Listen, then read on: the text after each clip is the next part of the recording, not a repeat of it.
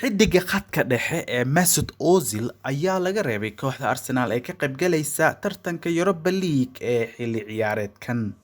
Mesut Ozil ayaa mustaqbalkiisa kooxda weli la hubin kadib markii ay u suurogeli weysay inuu u safto kooxda Mikel Arteta. Ciyaaryahankan heerka caalami ee dalka Jarmalka ayaan u ciyaarin Arsenal tan iyo bishii saddexaad ee sanadkan 2020. waxaa sidoo kale liiska ciyaartoyda uga qaybgali doonto Europa League aan ku jirin daafacyada kala ah William Saliba iyo Socrates Papastathopoulos. Ciyaaryahanka cusub ee Thomas Partey ayaa lagu soo daray 25 ciyaartoy ee kooxda Arsenal u soo xulatay inay u ciyaaraan koobka Europa League oo kulankooda ugu horeeya dhici doona bishan 22keeda kaas oo ay wajahi doonaan kooxda Rapid Vienna oo ka dhisan waddanka Austria.